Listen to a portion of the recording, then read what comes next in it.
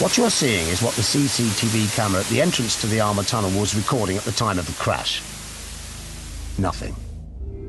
Because it was switched off, even though it was usually switched on 24 hours a day. Was that just another coincidence? Or something more sinister? Well, you do ask a good question. You say, how is it that every single traffic camera in that tunnel was switched off or not working? Even though no cameras recorded the crash, it is beyond doubt that a white Fiat Uno collided with Dodi and Diana's car in the tunnel and contributed to their deaths. The French police tried to deny its existence at first, but too many eyewitnesses saw it, and paintwork from a white Fiat Uno was found on the Mercedes, where the two cars had collided. So, who was driving it? Suspicions fell on James Anderson, a photographer with connections to the Secret Services. He had been following Dodi and Diana earlier in the month during their holiday in the Mediterranean, but he was not amongst the paparazzi who were waiting outside the Paris Ritz on the night of the crash.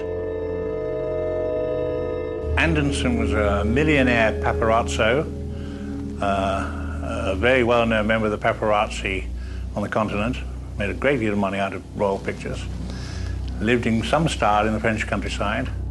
He told police that he wasn't in Paris on the night of the crash, but gave two completely different accounts of where he had been. His wife and son also gave him contradictory alibis. Privately, he told friends that he had been there in the tunnel in Paris that night. Crucially, Anderson owned a white Fiat Uno. It was said of this Fiat Uno that it was up on chocks and didn't work. Well, that appears to be untrue too. It was driven many hundreds of miles around the French countryside. So the whole question of the Fiat Uno and who was driving it, which is of course absolutely crucial, totally crucial to the investigation, has never been resolved. And you have to say, why? In May 2000, Anderson's body was found in a blazing car in woodland near Montpellier.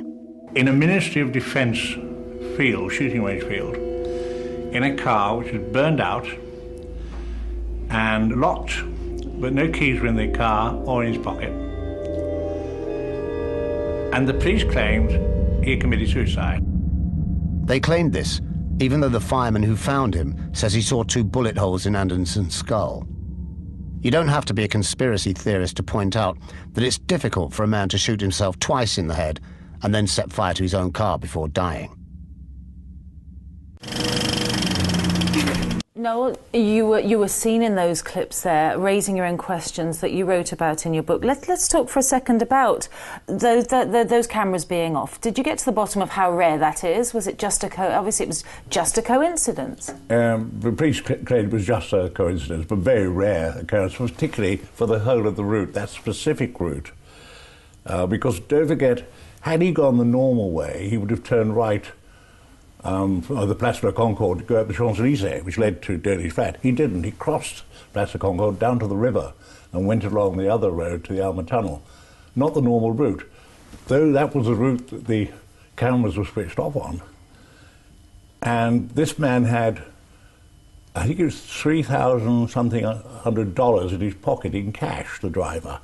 I'm not suggesting he volunteered to commit suicide, but I think he was paid. He'd also had $220,000 paid into his account from intelligence sources in the previous 4 or 5 years.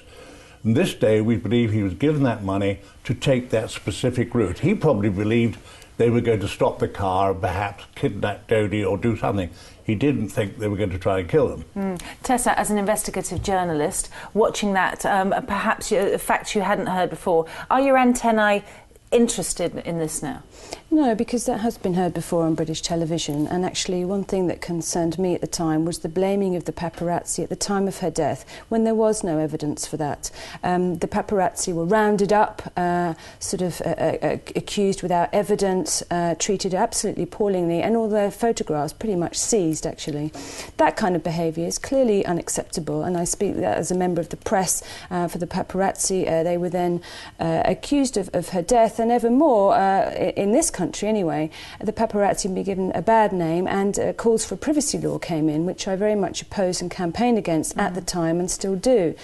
So I think when it comes to evidence and sort of denying the press their freedom to tell the public what information they have, for photographers to give photographs that they did take at the time that they have. I know the CCTV wasn't on, but there were a huge number of photographs taken. That is a problem. That's censorship of people's right to know about what happens in a news event in public. I do want to get to this question, though, because I don't remember having heard that. This man died in a field who owned a white Fiat. Again, a series of coincidences. What more is known about that, if anything? Well, we know that the paint on his white Fiat matched perfectly the paint found on the Mercedes. It was from the right batch of the right year, and that was all confirmed by Fiat. You've got to look at the other things, though. You see, not just the CCTV cameras being out. You've got to say, why did the police scrub down that road with detergents and reopen it to traffic after just a few hours? Had it been a Miss Nobody in London, they'd have kept the road closed 24 hours after such an accident and 3 people dying. There, it was reopened in hours, having been scrubbed down. Why were the criminal brigade given the job of investigating and not the traffic police? Well, let's have a look at our next clip and see what that raises, because we're looking here at what might have motivated the establishment to silence Diana anyway. There was a powerful reason why the secret services of Britain, France and America might have wanted Diana dead. It was Diana's involvement in the campaign to ban landmines. In the 1990s, some 85 million mines lay in wait in 62 countries. 2,000 people were being maimed or killed by them every month. A worldwide movement to ban anti-personnel landmines gathered speed during 1996. To everyone's surprise, even the world's most powerful politician was sympathetic to the ban. To end this carnage, the United States will seek a worldwide agreement as soon as possible to end the use of all anti-personnel landmines. Diana, Princess of Wales, took up the cause with a vengeance. In January 1997, she visited Angola, resulting in the greatest photo opportunity that the landmine campaign had ever had. One down, 17 million to go. Firing. Her involvement caused huge anger amongst governments. In Britain, Government Defence Minister Earl Howe denounced her. 2 newspapers this morning quoting unnamed minister described as a loose cannon. This is an important, sophisticated argument, and it doesn't help simply to point at the amputees and say how terrible it is. I very much regret that because of her position she gets so much publicity for it. Simone Simmons was with Diana in February 1997 when a government defence minister made a threatening phone call warning the princess to end her involvement with the campaign, otherwise accidents could happen.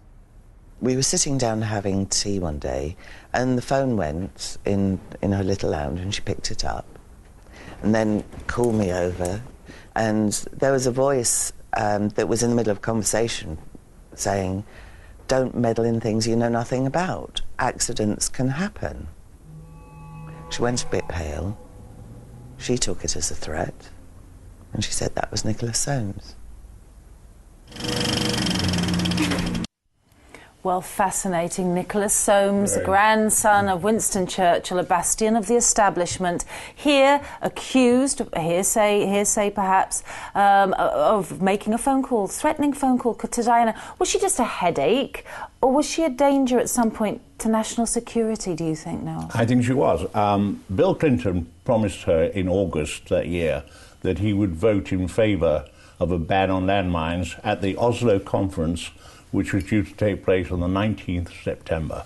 There was enormous pressure from the military in America to get him to stop that, to change his mind. Enormous lobbying of the White House. But because he had promised her in front of Hillary Clinton, when Dan had been staying with them, and had publicly said it in that August, we know he was not a very strong moral person, for various other stories. And it was thought by the military that with Diana alive, he would not change his mind. He would definitely vote in favour of a ban, which they did not want. Of course, after her death, 19 days later, Bill Clinton went to Oslo and voted against a ban on landmines. The only voice, in fact, in the West that voted that way, which he would never have had the moral courage to do had she been alive. I have a letter here from the National Security Agency.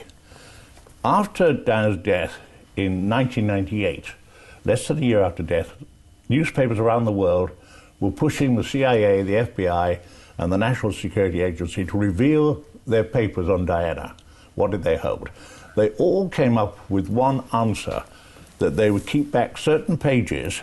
The NSA kept very back short on time, Noel, and I would have to get 124 pages, that it would seriously jeopardize the security of the United States of America to release those pages, so they'll never be released. Thank you. Tessa, final word. 87 cuts to get it into Britain. Do you think this will ever be shown in Britain? Well, it should be.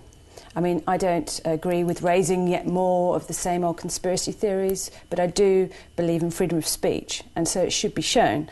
Otherwise, it will fuel more conspiracy theories that it's been banned for the wrong reasons, as it were. By the way, I think the idea that Diana was some sort of freedom fighter for republicanism or some radical cause is absolutely ludicrous. She was very much towing the establishment line. In fact, when New Labour came in, she was in talks with them about what maybe she could do for the new political establishment. No, final word. Diana said, I'm going to show you, so look what I do next. Do you remember on the yacht? Yes, indeed.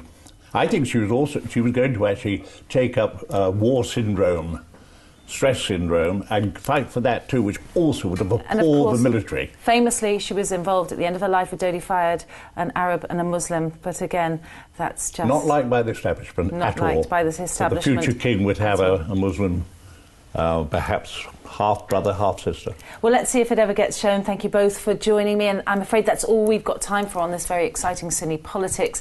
It leaves me to say a warm thank you to my guests, Noel Botham and Tessa Mays. Thank you again. Thank you. We'd love to hear your views on this tetchy subject, so please email us at the address on the screen, cinepolitics@presstv.co.uk, or you can join our Facebook fan page for the latest news, and why not join the debate with your questions or suggestions for future films to discuss. But for now, goodbye.